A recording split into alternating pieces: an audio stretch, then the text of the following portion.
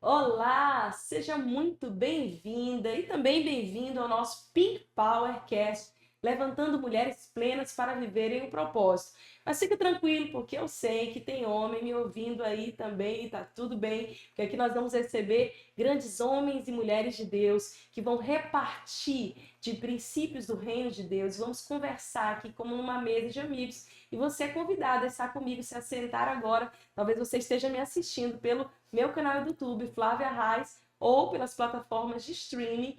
De qualquer forma, compartilha esse podcast com quem você ama. E eu tenho a honra de receber hoje a alegria, aquele que preparou o meu marido para ser um homem de Deus, aquele que cuidou do meu marido quando ele ainda estava amadurecendo. Eu devo muito a esse grande homem de Deus, além de ser um amigo de tantos anos, de Fred e meu, uma inspiração, um homem que tem marcado o Brasil com tanta paixão há tantos anos. Poder olhar para Mark Schubert é ver a graça de Deus e a paixão pelo Espírito Santo, pela presença de Deus queimando viva desde quando eu o conheci há mais de 20 anos atrás.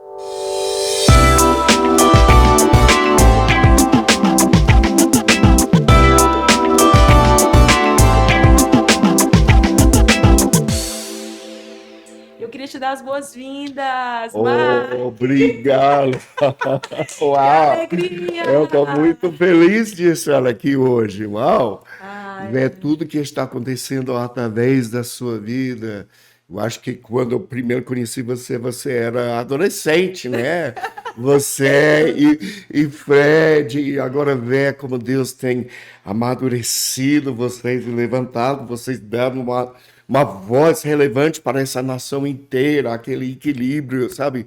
Uma alegria para mim ver vocês aqui e ter esse momento muito juntos. honrada, de verdade. Como eu falei, assim, o nosso Pink Powercast, o nosso intuito é realmente treinar um exército de mulheres que vão estar posicionadas. Eu acredito que as Amém. mulheres durante muito tempo ficaram à margem, até na igreja, no reino de Deus, e ter vozes paternais como a sua, de destino, traz para nós aquela segurança de saber para onde nós estamos indo, de poder olhar grandes homens de Deus como você, Mark, e nos inspirar. É possível chegar lá, é possível amadurecer na fé e, com o passar dos anos, não ter a fé desgastada. Mas, assim como diz o apóstolo Paulo, né? Completei a carreira, combati o bom combate, guardei a fé. Não necessariamente nessa ordem, mas foi isso mesmo que ele disse. E Sim. antes de eu te fazer a primeira pergunta, eu quero te dar de presente meu livro, Conexões que Mudam Destinos. Acabei Oh, de lançar. E aqui uau! eu falo sobre alianças de Oh, destino. gente, que livro bonito, Meu hein? Deus, Que olha, chique é esse livro, ó. já quero o seu feedback, retorno. Amém. E assim, esse livro fala sobre alianças, princípios do reino de Deus, baseado na história de Ruth, de Noemi, e eu sei que você é esse homem de aliança, né? E a aliança do meu marido com você mudou o destino dele. Fred era só um músico que ainda não era um ministro, ele ainda era adolescente. Fred conheceu o Mark, acho que com 14, 15 anos de Ah, idade, né? E a gente vai contar essa sim. história hoje Tá. de como ele te conheceu, mas eu queria te presentear que possa ser uma bênção na tua Muito vida. obrigado, muito obrigado. Eu vou e olhar pegar esse entendimento do que você está falando. Eu tenho certeza que não é só chique pela aparência, mas dentro que tem uma coisa de grande valor também. Amém. Mark, eu queria que você falasse pra gente, antes de. Eu tenho um monte de pergunta para te fazer, mas assim, quem é o Mark? Conta um pouquinho da tua história com Deus, como que você conheceu a Jesus e chegou a se tornar esse avivalista que tem impactado. O Mark é um missionário em várias nações, morou no Brasil durante muitos anos. Conta um pouquinho pra gente como é que tem sido essa tua jornada com Deus. Tá, então vou tentar fazer a versão resumida, né? Porque tem muita coisa ao longo dessa história, mas eu posso dizer, primeiro, eu recebi o Senhor e eu tive uma experiência verdadeira com Jesus com 7 anos de idade. Uau, não sabia. Com 7 anos de idade, é por isso que às vezes eu valorizo muito, ministério para criança, porque eu acho que muitos, bota eles lá num quartinho para eles ficar um dia, eles não entendem. Gente, com 7 anos de idade, eu tive uma experiência com Jesus. Eu recebi o Senhor, eu estava em prantos, tal. Eu fui batizado no Espírito Meu Santo, Deus. sabe, com 7 anos de idade. E eu me lembro, a minha avó, de todos os netos, a minha avó sempre olhando, esse vai ser meu missionário. Uau. Esse vai, a minha voz sempre de todos os, esse vai ser o meu pregador, esse vai para as nações, esse vai ser o meu missionário. Sempre profetizava isso na minha vida. Mas a minha família, a minha mãe, veio de uma família cristã. O meu pai não era cristão.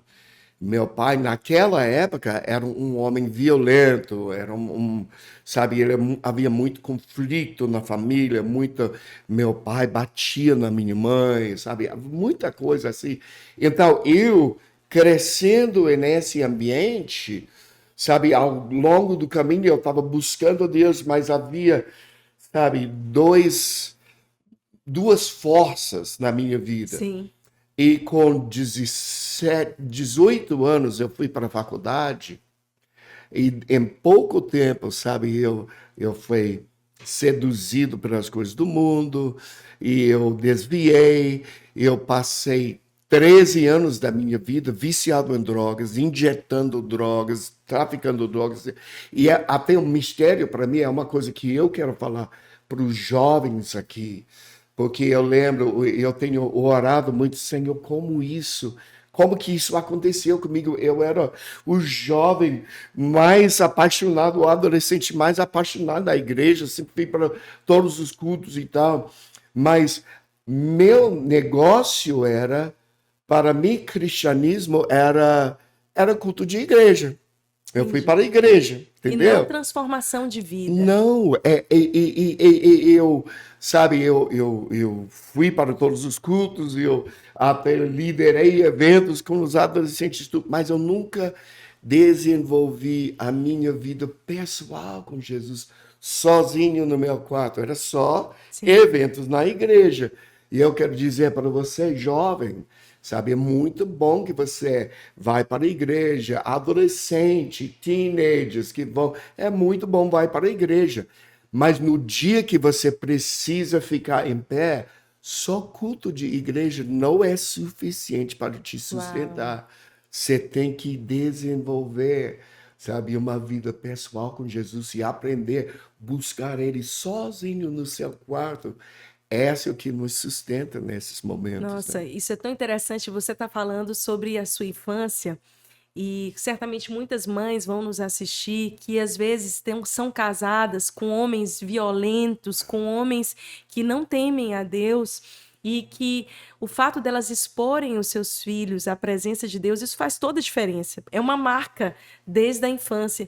E algo que você falou me marcou, Marques, sobre a sua avó profetizar sobre o seu futuro.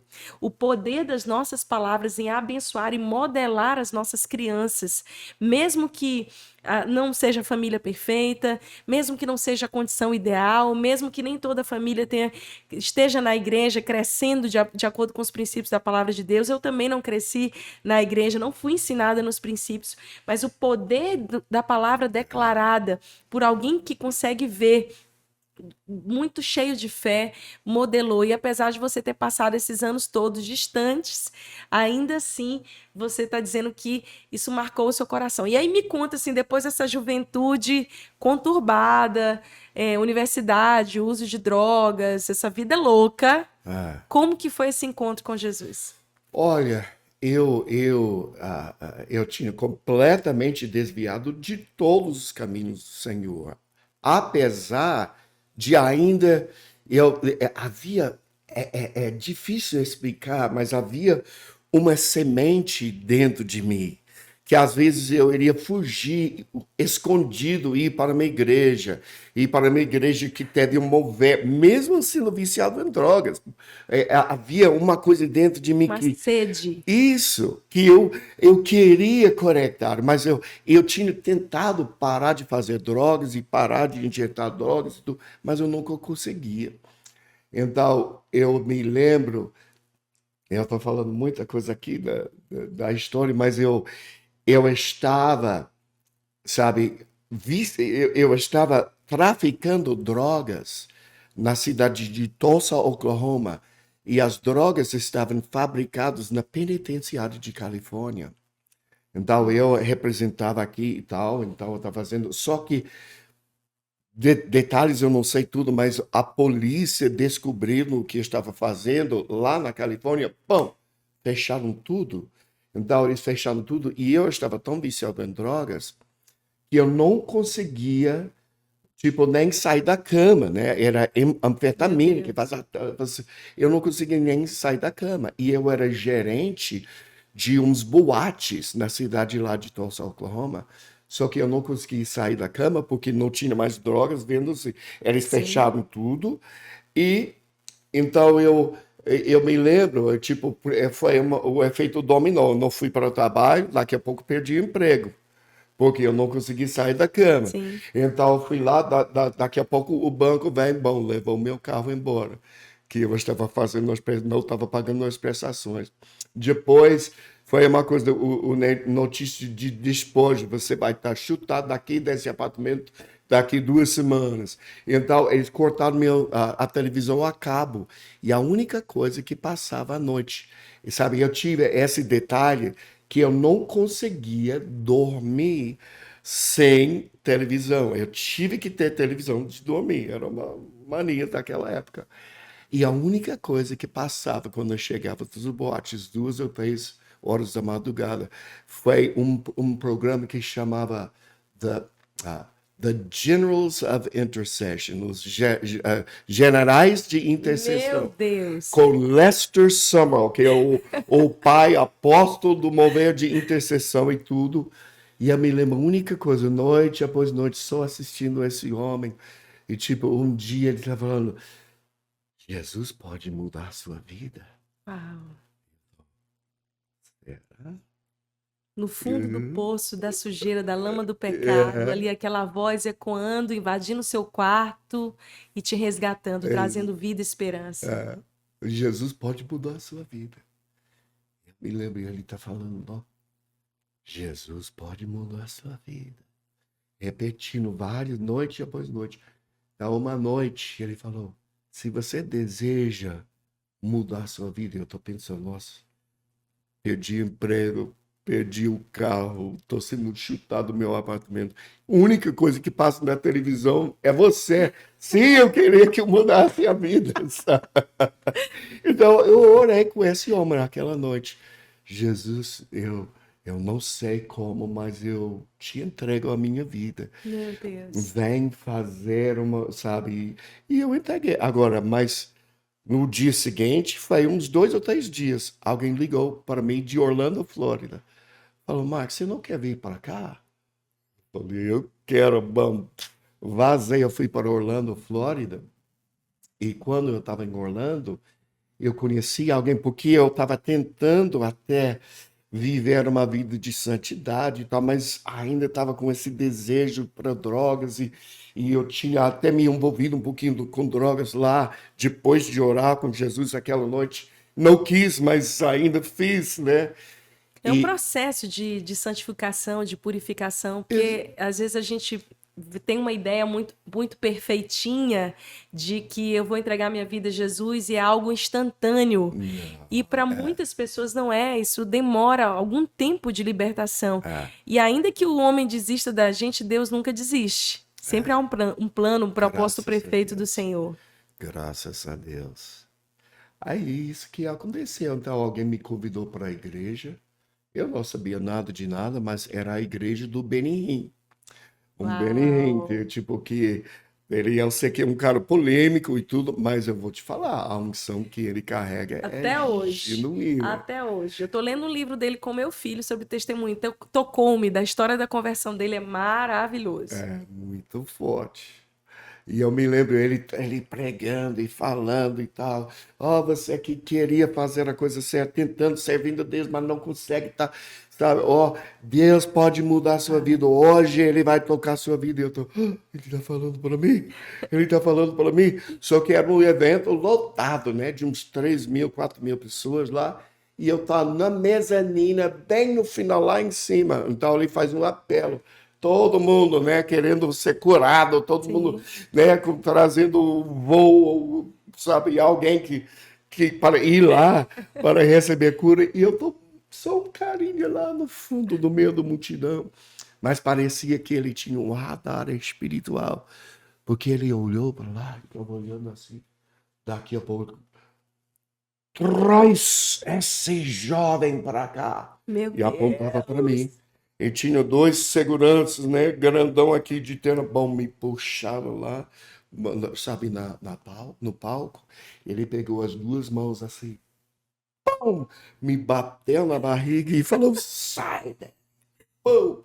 E eu caí no chão, eu caí, pum, no chão assim. E eu comecei assim, falar em línguas Já assim. foi cheio do Espírito Santo na mesma hora. Daquela Uau. hora, falando em línguas e tal, e eu levantei desse chão e eu nunca mais tive a mínima vontade de fazer drogas. Meu Deus. Acabou assim. Uma coisa que eu tinha tentado por anos para, pão, o poder de Deus acabou na hora. E é interessante, imediatamente. Agora, eu ainda tinha muitas outras coisas que eu tive que resolver a minha salvação com temor e temor, né? Mas essa parte do vício de drogas acabou assim. E a- imediatamente, eu vou ser missionário. Uau, aquela Aquelas palavra palavras, eu ecoou. estou arrepiado falando Uau, disso. Aquelas meu palavras lá Deus. de trás, sabe? Eu vou para as nações, tipo, e foi uma coisa assim, eu ainda estava com muita coisa. Uau. Eu me lembro um profeta que veio para a nossa cidade e ele também profetizou para nós e ele falou: não se preocupe, Deus levou um rato de rua e colocou a unção sobre sua vida. Colocou você agora como um vaso de honra na casa dele. E hoje ele está dizendo: não se preocupe, porque à medida que eu te uso, eu vou te limpando. À Uau. medida, porque eu ainda tinha muita coisa. E tem sido, Flávio, exatamente assim ao longo dos anos.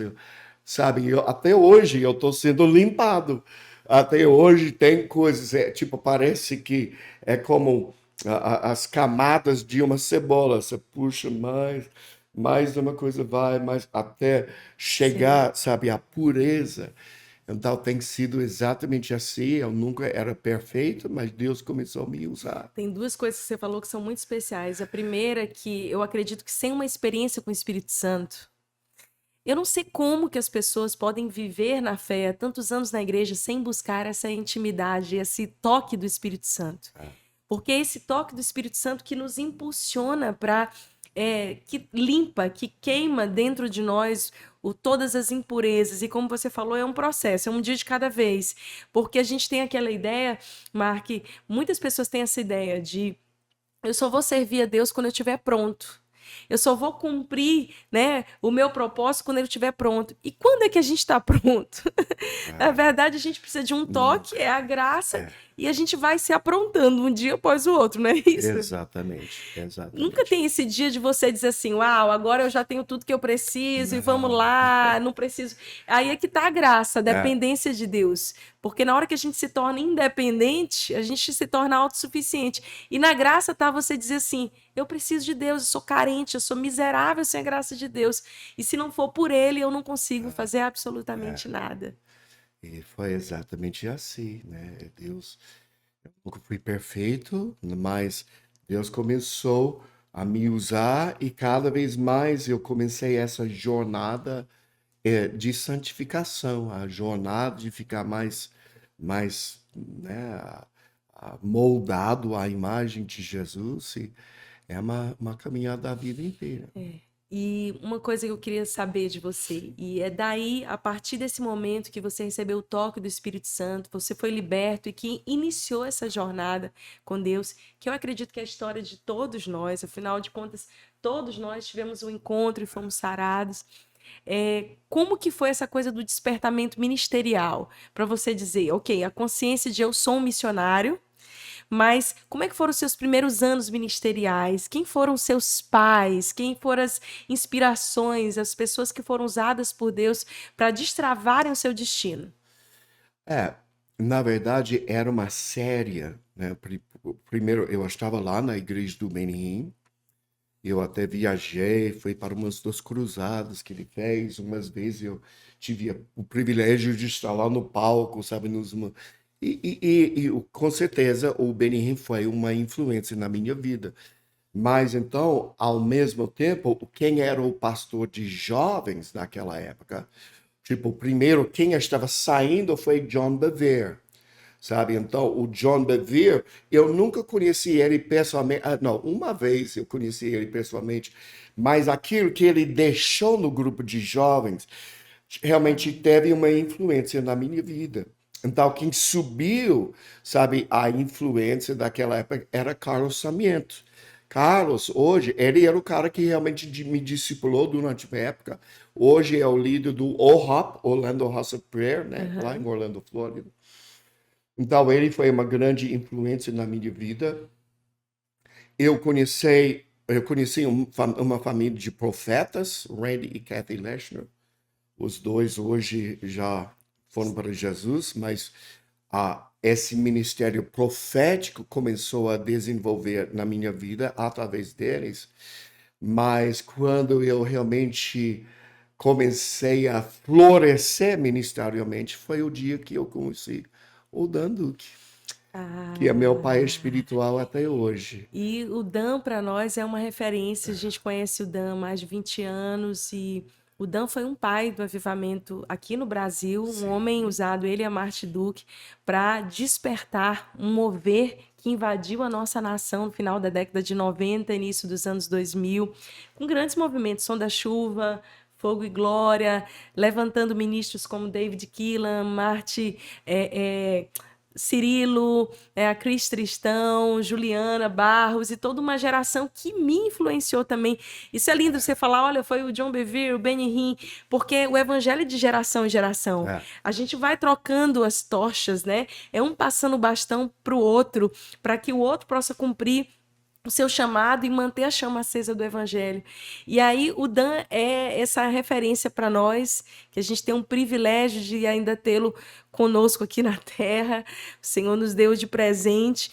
E eu queria perguntar isso para você, como que foi assim caminhar com o Dan e perceber, me conta quando que você chegou aqui no Brasil, o início, vamos falar sobre esse avivamento que aconteceu no final da década de 90, no início dos anos 2000, eu me converti, eu sou fruto desse avivamento, eu me converti em 98, estava ali no maior mover de adoração no Brasil, eu experimentei isso, aqueles cultos intermináveis. Uau. Que ninguém queria que terminasse, né? As pessoas no chão, horas e horas, cheias do Espírito Santo, batizadas no Espírito Santo, canções de adoração fluindo. A gente vinha de um mover de comunidades cantando e agora canções espontâneas. Meu Deus, eu me lembro de chegar na igreja 9 da manhã e de ter um dia, por exemplo, das várias experiências, centenas que eu vivi nisso, nesse mover de avivamento, 4 horas da tarde, o culto não acabava, todo mundo no chão, não tinha uma pessoa em pé na igreja. Como que foi para você participar de dentro desse avivamento? Existe um pouquinho, para mim, uma história atrás disso, porque havia um homem, Rodney Howard Brown, né, Certo. que era lá em Tampa, Flórida. Na verdade, na época, era em Lakeland. Lakeland. Ele nem morava lá, ele veio da África, ele ministrava e tal.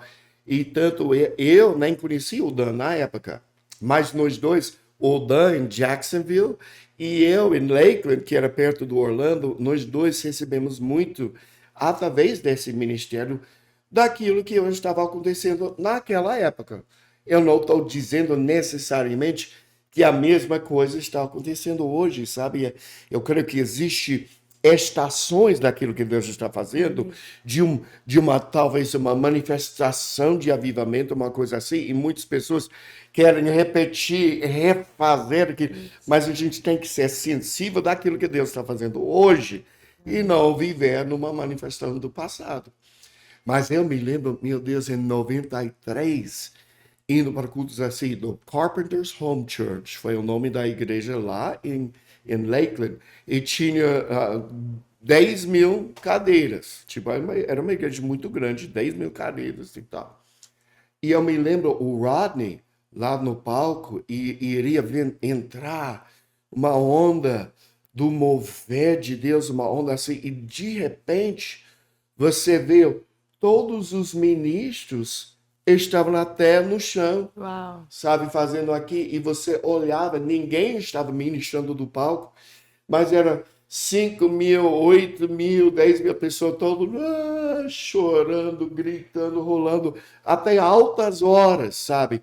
E às vezes ninguém nem ministrando do palco. Não era uma coisa humana, Não, de manipulação humana, era a não. presença de Deus tocando. Acho que foi na época do avivamento em Canadá, na igreja do aeroporto, Lakeland, e a gente acabou, o Brasil, recebendo aí uma tocha desses avivamentos que Isso. começaram. Exatamente. E Pensacola também. Eu fui Aham, muito em Pensacola, né? isso. Na época que estava acontecendo. Então, eu recebi, e sabe, então, eu estava em vários lugares e eu até estava no ministério, viajando, fazendo umas coisas e tal e tal. Mas eu era, sabe, como o apóstolo Paulo, ele falou, você tem muitos instrutores em Cristo, mas não tendes muitos pais. E era comigo. Eu tive vários homens que me discipularam, me ensinaram, Sim. mas eu nunca tive um pai. Até aquele dia, em março de 98, que eu conheci o Dan. E, bom, num dia eu ganhei um pai. E era Uau. diferente, né? Porque o Dan, eu sempre senti, não, ele está aqui para me ajudar, me lançar no meu ministério, não só para tentar, né? Ah, você está debaixo de mim, eu sou seu pai, agora me serve. Porque isso a gente estava até falando ontem no nosso jantarzinho, e isso, que paternidade espiritual, durante muito tempo, para muitas pessoas tem sido mais como um jugo de peso, de cobrança, de exercer autoritarismo sobre alguém, de manipulação e controle. Mas a verdadeira paternidade espiritual não tem nada a ver com isso, tem a ver com prover destino, cuidado, né? E instrução também, correção à luz da palavra. Não, por causa desse abuso de paternidade, então hoje, porque muitos eles só viram esse abuso, ó, agora Sim. você é meu filho, vai lavar meu carro no sábado, vai fazer isso para mim, me serve, me serve, me serve, sabe? Mas então, por causa disso, muitos não, paternidade não é de Deus, Isso. então e todo mundo se levantando contra, e realmente esse tipo de paternidade eu tô contra. É abusiva de jeito nenhum. Mas é muito nítido na Bíblia. Paulo fala, tipo, Timóteo, meu filho, sabe? Tito, meu filho. Então, no Novo Testamento, paternidade espiritual é muito real, é muito verdadeiro. Mas o pai, como um bom pai, sabe? Um bom pai não está tentando, tipo, ó, meu filho vai ficar a vida inteira na minha casa me servindo. Não, um bom pai, ele deseja ensinar o filho, até enviar para outras pessoas para Uau. aprender e lançar. E o desejo de um bom pai é que o seu filho vai ter mais sucesso na vida do que ele. Uau, é Essa é a isso. paternidade genuína. Genuína. E existe, mas não é o que nós temos visto modelado às vezes na igreja. E ser um pai espiritual, uma mãe espiritual, é construir uma plataforma segura na qual os filhos vão ter a liberdade de romper e ir além. O Isso. evangelho é isso, é de glória em glória, é indo expandindo cada vez mais. Uma vez eu vi alguém, não vou lembrar quem, eu acho que foi o Dan. Ele disse que todas as vezes que um pai espiritual fala em construir uma plataforma para um filho, a próxima geração tem que fazer tudo do zero, ela tem que construir aquela plataforma. E quando um pai espiritual é efetivo em deixar essa plataforma, o filho já começa a partir dali de uma plataforma mais elevada e ele consegue romper e ir muito mais adiante. E eu creio, paternidade genuína, por exemplo, se os meus filhos não são mais bem-sucedidos que eu, se os meus filhos não carregam mais unção que eu, se os meus filhos não atingem alturas mais que eu fui um ruim pai, um pai Um muito ruim. fracasso. É, Ou, tipo, o sucesso é que os meus filhos vão além do que eu tô. Isso é legado. Isso é legado, é você deixar uma marca não só na sua geração, mas na próxima geração. Uma marca impressa dentro de corações. É. Mas eu oro sempre por isso, porque às vezes a gente faz e Deus nos dá dons, habilidades, possibilidades de exercer o reino de Deus. Mas o reino de Deus não é sobre o meu ministério, sobre o que eu estou construindo. Eu vou passar, o reino vai continuar até o fim. Então, eu preciso levantar uma geração que está segura para fluir nos dons, talentos, habilidades, acreditar, empoderar essa geração, né, para que ela entenda, tenha uma revelação do Espírito Santo e possa ir além do que um dia eu fui. Isso é muito lindo. E você encontrou isso no Dan. É isso. Então, quando, sabe, quando eu encontrei o Dan, me parece que eu continuei fazendo as mesmas coisas que eu sempre tinha feito. Eu já estava no ministério, já estava pregando, estava viajando em nações latinas, né? Sim. Mas tudo que eu comecei a fazer, começou a dar fruto. Eu estava fazendo no início quase as mesmas coisas de antes, mas parece que começaram a dar fruto, porque existe uma coisa do alinhamento, sabe? De relacionamentos. Muito tem a ver de um alinhamento. É difícil, às vezes, de explicar. Uhum. Simplesmente o fato que hoje eu estou corretamente alinhado. Posicionado e sendo instrumentalizado por alguém, você rompe no seu dom, no seu chamado. Às vezes a gente se sente fazendo com a própria força do braço, mas quando a gente é enviado é diferente, a coisa rompe e flui, não é isso?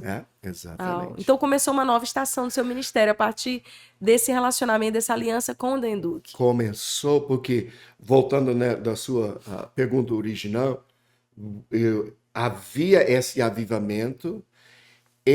Porque eu voltei ao Senhor em 92, eu nasci em avivamento. Sabe, eu nunca conheci mais nada.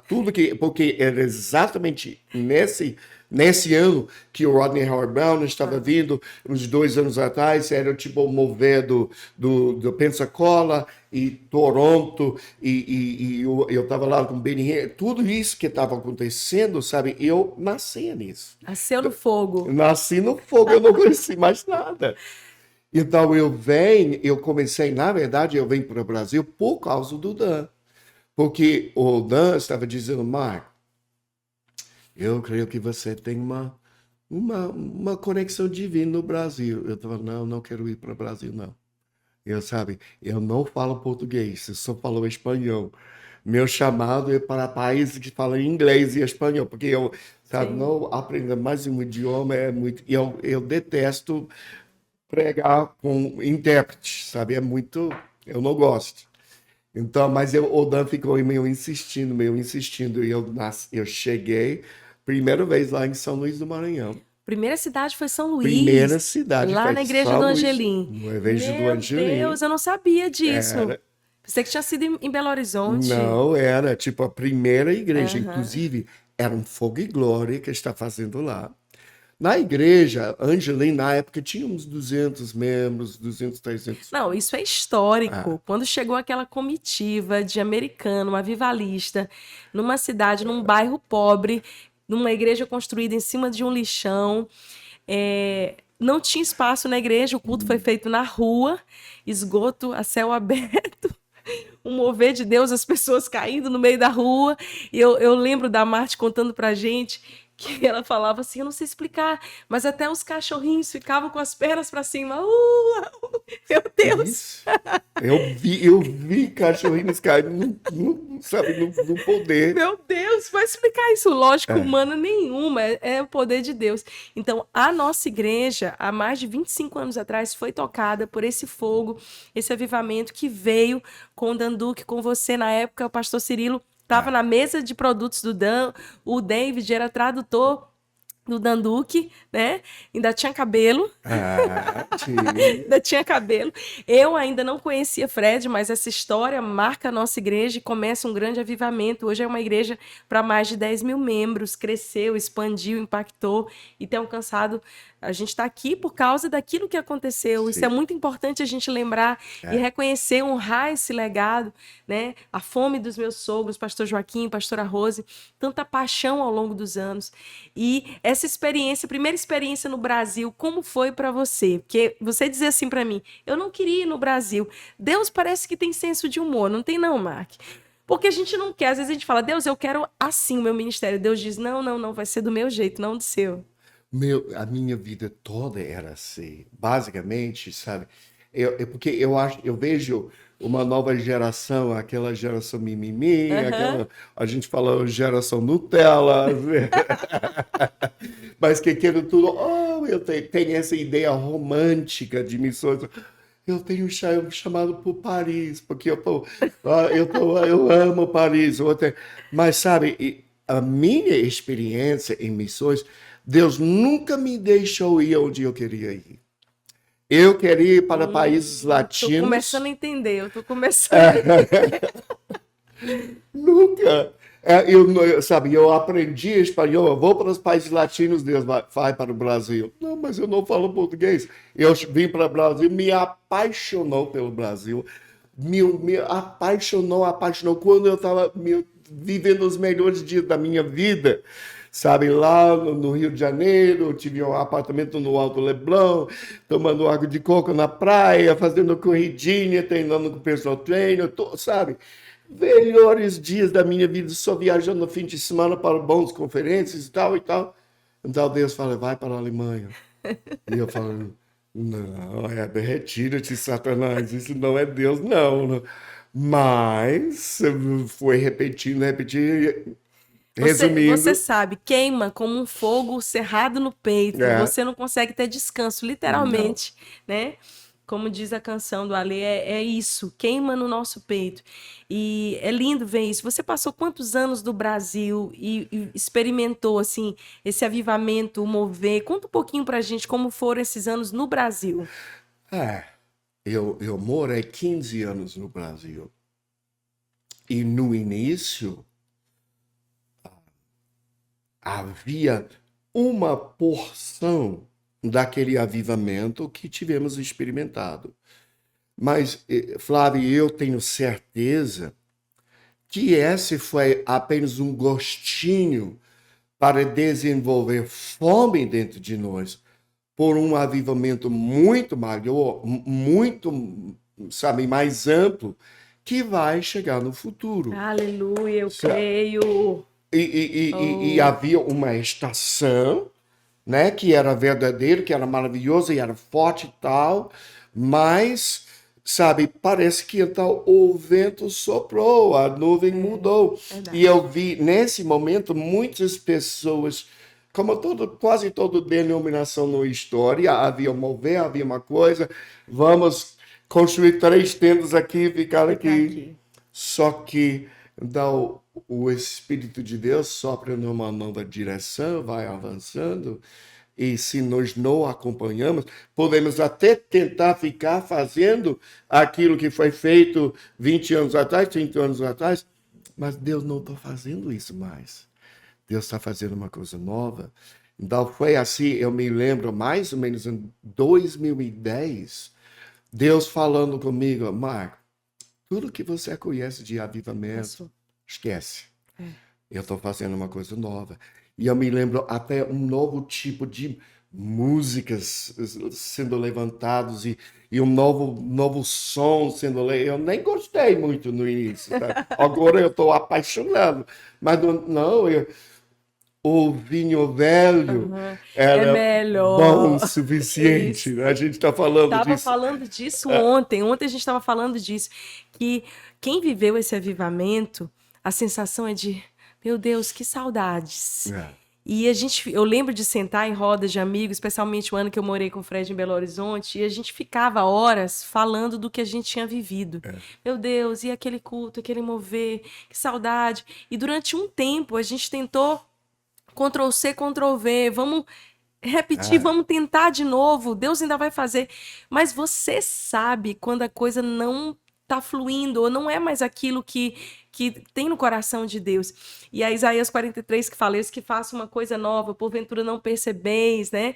Essa palavra perceber do hebraico zaká fala, para de ficar lembrando das coisas velhas com Exatamente. saudades. Eu estou fazendo uma coisa totalmente nova, fresca, recente. E em Lucas 10, Jesus vem, ela fala lá da parábola onde ele fala do odre novo, e ele diz, ninguém provando vinho velho prefere o vinho novo, porque diz o vinho velho é bom o suficiente, eu já sei lidar com ele. Do grego chestos, eu já sei manusear, já é algo que eu tenho hábito. Então a gente tenta, né? Você sentiu isso também, que a gente tenta reproduzir, não vamos continuar do mesmo jeito. Então, muitas igrejas, eu sinto isso e sinto que eu queria muito que você falasse sobre isso, porque você é uma voz paternal para a nossa nação. Sobre como que a gente pode correr o risco de parar no velho, porque o vinho velho, ele é bom o suficiente. E qual é o nosso desafio? E eu te perguntei isso ontem, eu falei, Mark, me conta o segredo, eu quero que você conte o segredo agora para todo mundo, de permanecer tantos anos queimando por Jesus e, ao mesmo tempo, comunicando com a nova geração. Amém. Foi muita pergunta junto, mas a gente vai dar conta. Vamos Amém. lá. Jesus é muito real em nossas vidas. E a Bíblia fala que Deus ele é o mesmo ontem, hoje e amanhã. Ele é sempre o mesmo. A unção é constante. Mas as gerações que passam, culturas vão mudando. Sabe? E, ok, um exemplo. Se uma estação do rádio, emissor de rádio, vai só colocando as músicas de 1880, as mesmas nunca mudam. Sabe? Eventualmente, esse rádio não vai ser mais relevante. Não vai ter uma voz relevante e significante na sociedade. Infelizmente, a igreja às vezes procura fazer isso. Sabe, fazer sempre a mesma coisa que a gente fez, mas era eficaz. A gente fez, sabe, mas estamos vivendo uma nova estação hoje. Então, eu creio que nós, à medida que nós ficamos mais velhos, e não simplesmente as mudanças de cultura de geração em geração, mas também talvez um de vocês tem chamado para missionário, então vai ter a mudança de cultura de uma nação para a outra. Sabe, temos confiança naquilo que carregamos. Temos confiança naquilo que nós temos vivido, mas ao mesmo tempo precisamos entender que a forma que essa unção se manifesta ou se ministra vai mudando de geração em geração para sempre estar relevante e atual e ter significância para uma nova geração. Muito bem. Então, assim, você entende que muitas igrejas perderam a relevância por fazer o Ctrl+C, o Ctrl+V, ou manterem modelos de uma onda que já passou, porque Deus está fazendo coisas novas, e isso a gente tem que ser, o mover de Deus é dinâmico, a gente tem que estar muito antenado com a estação, com o que Deus está movendo e falando nessa estação, para a gente se manter relevante, com uma voz significante para fazer a diferença. Sempre buscando esse vinho novo. E buscar o vinho novo vai exigir de novo nova pressão, novos desgastes. Acho que é por isso que Jesus fala, explica para a gente, você estava me explicando ontem sobre o odre velho, o vinho novo, o vinho velho.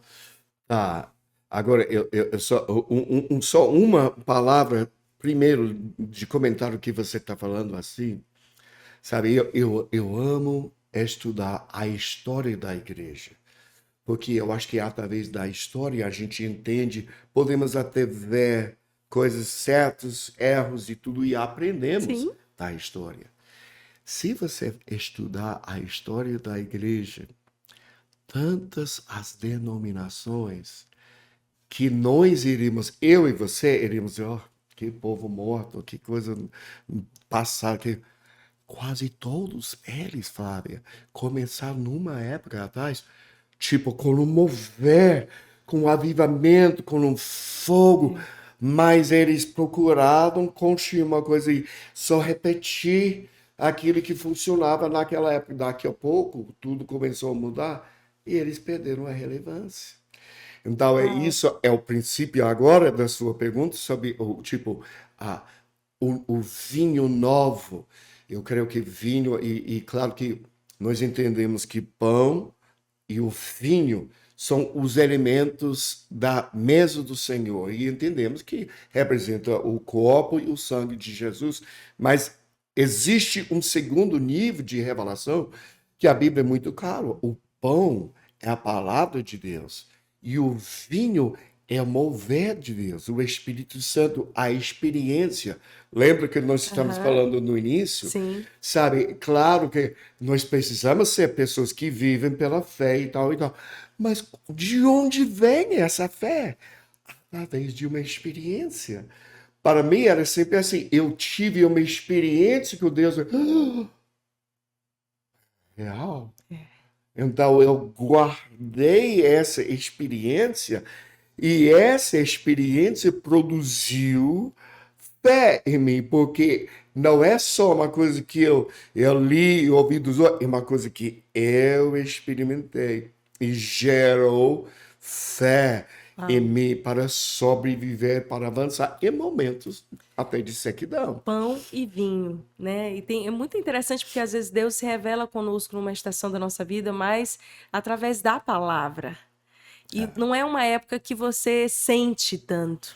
Em outros momentos você recebe muito vinho novo, você é cheio e tem várias experiências. Esse equilíbrio entre pão e vinho que você está falando, ele é muito importante para a gente ser firmado e fundamentado na palavra, não ser levado por qualquer vento de heresia e de qualquer outra conversa que se crie, especialmente hoje, muito humanismo, muita, sabe, filosofia humana dentro da igreja, muitas mensagens humanistas para mexer com o nosso coração, com o nosso ego, mas a gente sabe que nenhuma filosofia humana, nenhuma ideologia tem um poder que o Espírito Santo tem. Quando nós somos tocados e temos uma experiência e recebemos do vinho novo, nós somos transformados. É.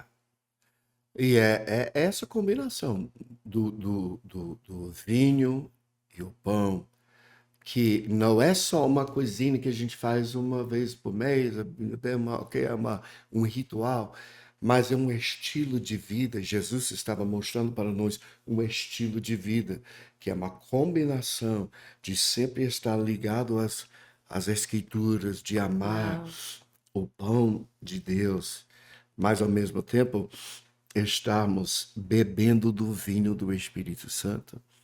Então, eu creio, quando nós falamos de vinho novo, sabe, nós estamos falando daquilo que Deus está fazendo em nossa geração.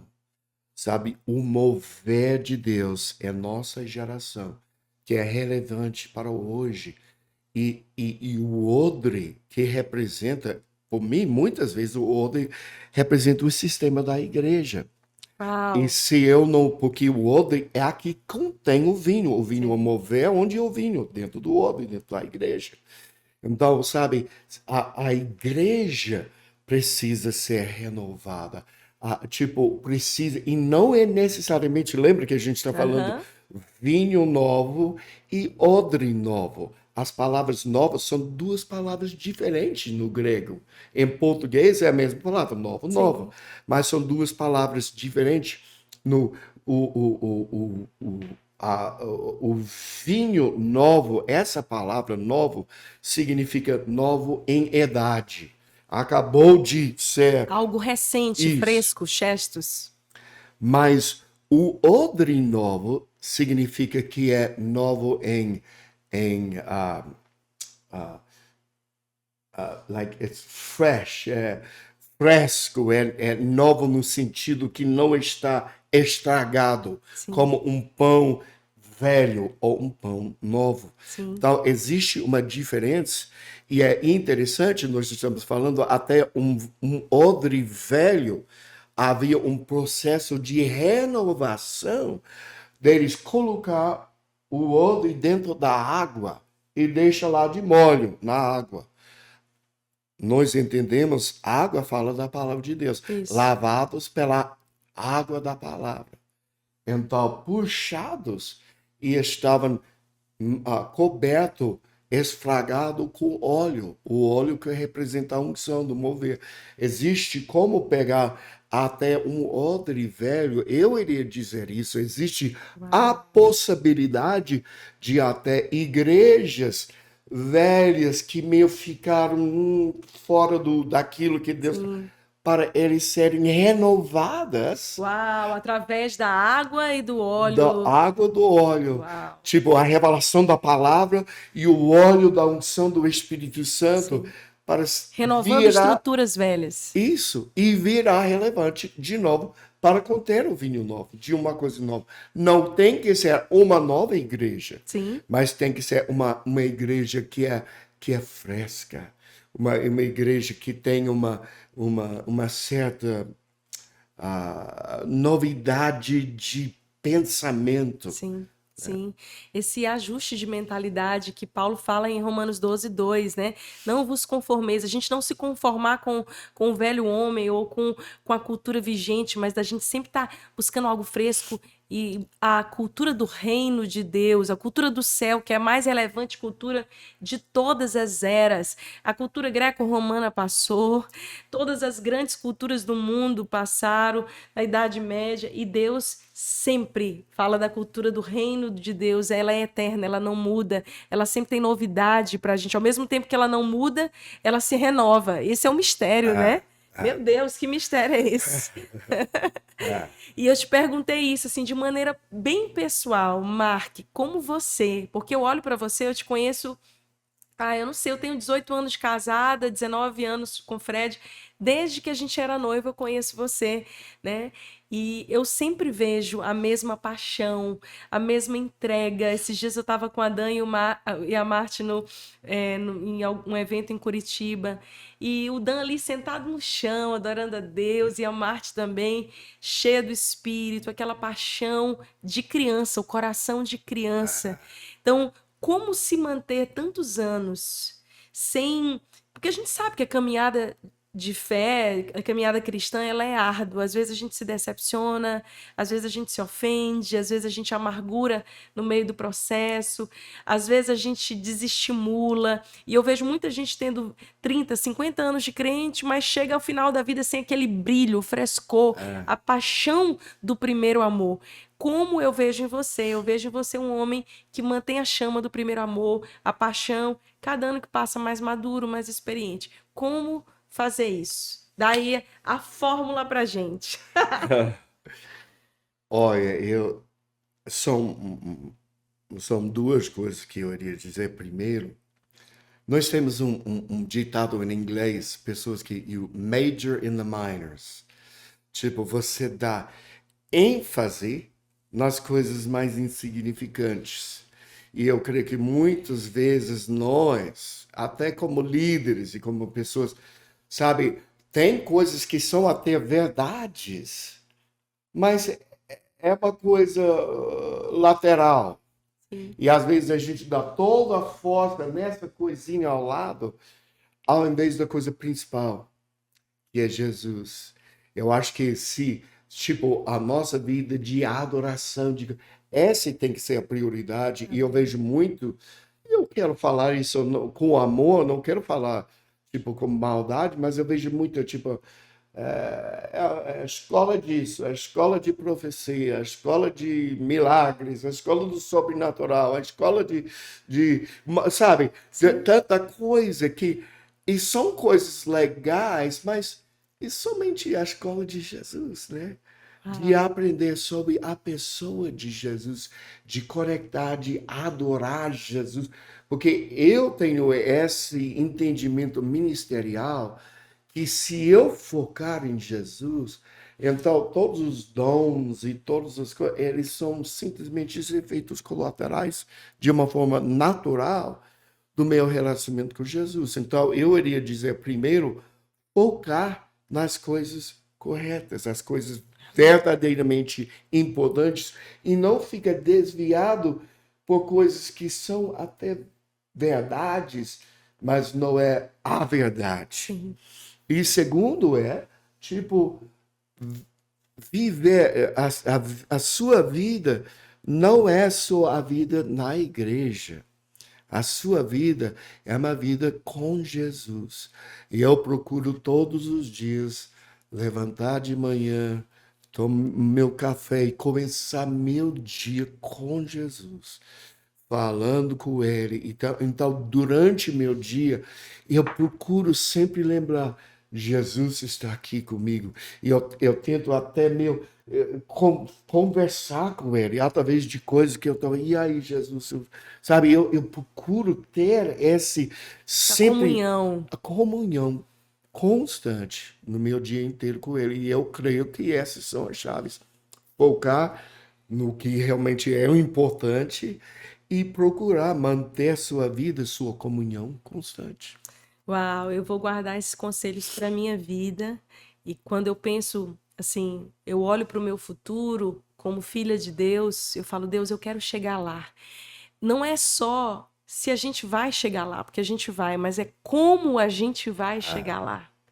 Eu não quero chegar lá com o coração ofendido, machucado, amargurado, sem paixão, fazendo as coisas só por religião, o peso da religião. Eu quero chegar lá dizendo, combati o bom combate, completei a carreira e guardei a fé, porque às vezes a gente combate, né? Vai, completa o que tem que completar, mas perde a fé no meio do caminho, se torna como alguém simplesmente no modo automático. E isso, para mim, quando eu olho para você, quando eu olho para os meus sogros, quando eu olho para o Dan e a Marte, eu miro em pessoas que eu vejo amam a Jesus, são profundos na palavra de Deus, são pessoas de vida transparente, porque quem são na plataforma são no lugar secreto, são ali nos bastidores, né? Eu conheço você dos bastidores e você é muito mais incrível nos bastidores do que você é nos grandes púlpitos. Você me abençoa muito mais na mesa do que me abençoa na plataforma, todas as vezes que a gente esteve junto em comunhão. E eu acho que essa é a beleza da gente conseguir ver isso. E eu queria que você falasse mais um pouquinho para a gente assim, dessa nova estação. Eu vou deixar a pergunta mais desafiadora de todas por último. Então, essa é a penúltima. Como tem sido para você viver essa nova fase? Você saiu do Brasil para a Alemanha por um chamado de Deus. Como é que está ali na Europa, fazendo missões? Esse tempo de Deus na tua vida, justamente na época que você estava, vamos lá, vamos falar o termo da moda. Você estava mais bombando no ministério. As coisas estavam acontecendo. E, de repente, Deus te deu uma direção para mudar tudo. Com certeza doía. Eu confesso, Deus já sabe, meu coração. Eu saí do Brasil chorando. Saí do Brasil chorando. Nunca quis sair do Brasil, querer morar o resto da minha vida no Brasil. Mas eu saí pela obediência. E eu fiz agora. Deus tem sido bom comigo. Eu estou 3 meses por ano, todo ano, no Brasil, de qualquer forma, né? Então tem sido uma bênção dessa forma. Mas eu fui e eu senti isso, que eu fui, porque eu creio que a maior obra que está chegando é uma obra de missões da nação brasileira. Eu creio que tudo aquilo que aconteceu nos últimos 30 anos no Brasil foi uma revolução de cristianismo aqui. Todos esses anos atrás, 30 anos atrás, no Brasil, eram mais católicos e os evangélicos eram mais tradicionais, mais Sim. povo velho e tal. E hoje é completamente diferente, está bombando. Você é o americano mais legal que eu conheço, e mais cheio de gírias legais. Mas é cheio de hoje de jovens, sabe? É maravilhoso aquilo que Deus está fazendo aqui, hoje. Mas a gente precisa ter cuidado de pensar, Deus está só fazendo para nós ficarmos abençoados. Cada vez um arrepio maior, cada vez, tipo, chega um momento, tipo, não, daquilo que Deus fez em nós, Ele deseja fazer através de nós. E o Israel, isso foi o que destruiu a nação de Israel. Deus chamou Abraão, ele falou: Ó, eu vou te abençoar, mas você será uma bênção para todas as nações. Uau.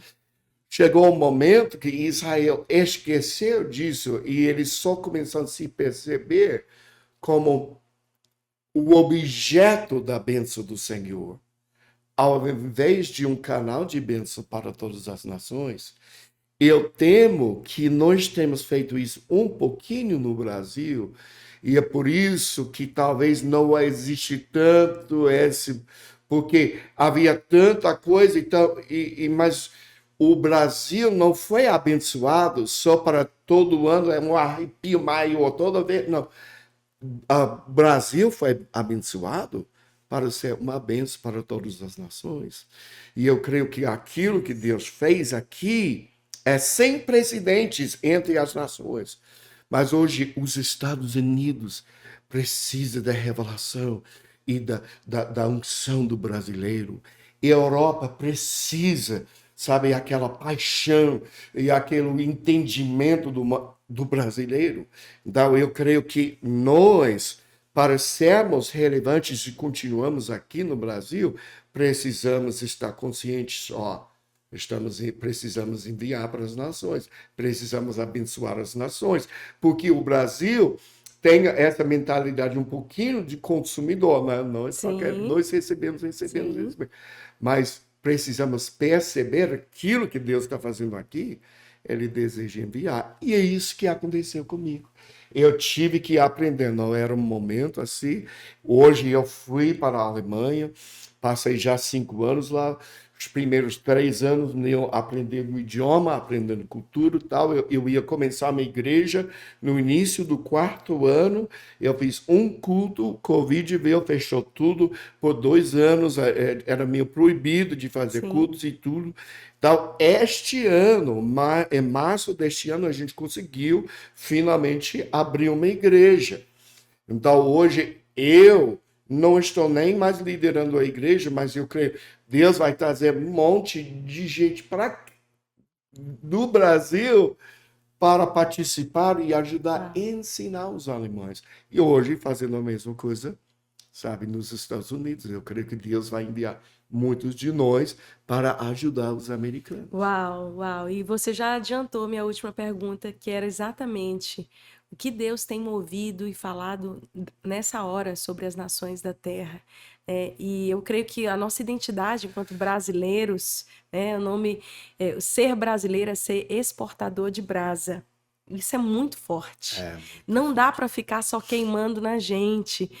O mover que a gente vivenciou no final dos anos 90, início dos anos 2000, depois o grande evangelismo em toda a nação, uma grande conversão em massa, tudo isso está em movimento, está conectado com essa expulsão, esse envio, né? Esse cumprimento, esse equibalo, literalmente esse equibalo, que o id tem a ver com equibalo, e a palavra equibalo é quase como uma expulsão. É esse envio apostólico das pessoas para as nações, para que se cumpra Maranata, para que Jesus possa voltar. Então, o que assim, nós, enquanto pastores, líderes, mulheres, homens, crianças, como que a gente tem que estar antenado nessa estação para se posicionar de maneira profética, estratégica e responder ao chamado do Senhor nessa estação? Eu creio, primeiro, é um reconhecimento. Que primeiro a gente precisa reconhecer. E não é orgulho, né? Mas o que Deus tem feito no Brasil não existe em nenhuma outra nação do mundo. Então, primeiro, precisamos reconhecer. Escuta isso, gente. Reconhecer aquilo que carregamos, sabe? Aquilo que Deus fez aqui é um privilégio.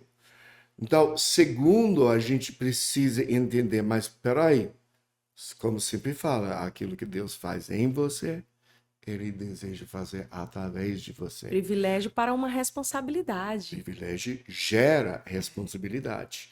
Então, hoje, sabe, eu creio que todas as igrejas, todos os povos, precisamos ou estar enviando pessoas ou apoiando aquelas pessoas que estão exportando as brasas do Brasil Uau, para as outras nações.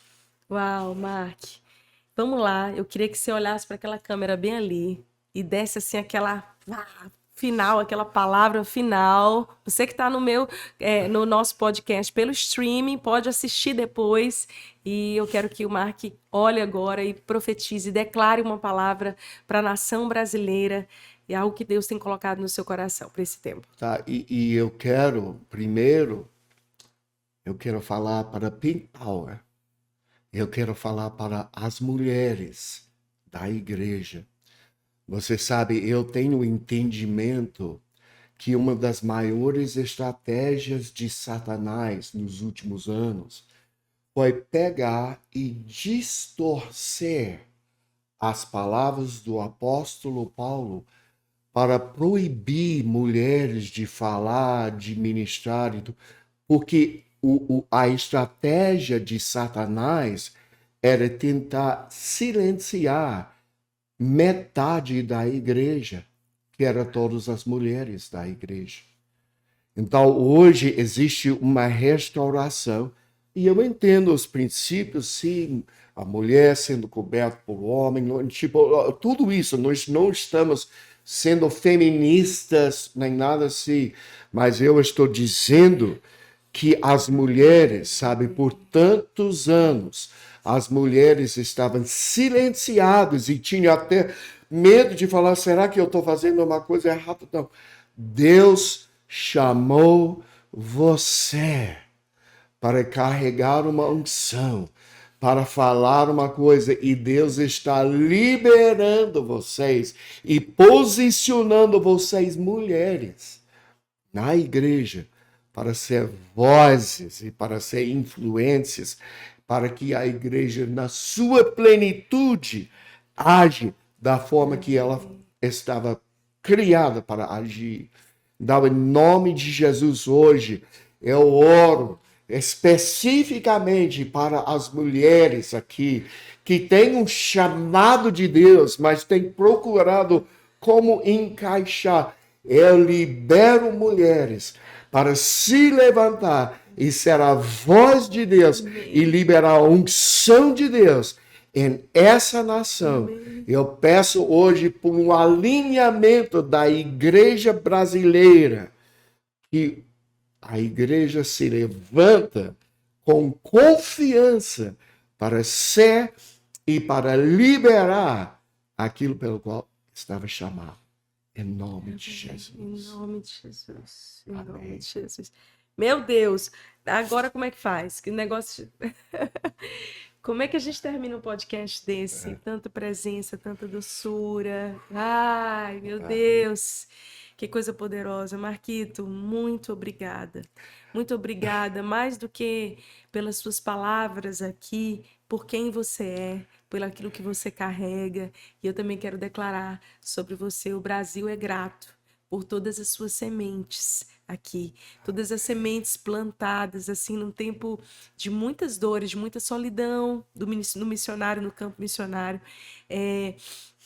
Nós te agradecemos como nação. Eu quero te agradecer em nome das mulheres também da nossa nação, porque nós também nos sentimos filhas, nos sentimos amparadas por palavras como essa, que nos enviam para o nosso destino profético, para aquilo que Deus tem para nós, que durante muito tempo homens tentaram calar as nossas vozes, usados da maneira mais controladora e manipuladora possível, mas Deus tem levantado libertadores, homens que são pais e que abrem caminhos e nos enviam, e a gente se sente livre para fluir e sermos as mulheres que Deus nos criou para ser, as mães poderosas que vão gerar filhos que serão flechas, as esposas virtuosas que vão cuidar dos seus lares, as ministras cheias do fogo e da presença, as advogadas, juristas, médicas, promotoras, educadoras, professoras, donas de casa, que serão ali instrumento em todos os montes de influência da sociedade. Eu creio que nós estamos perto de viver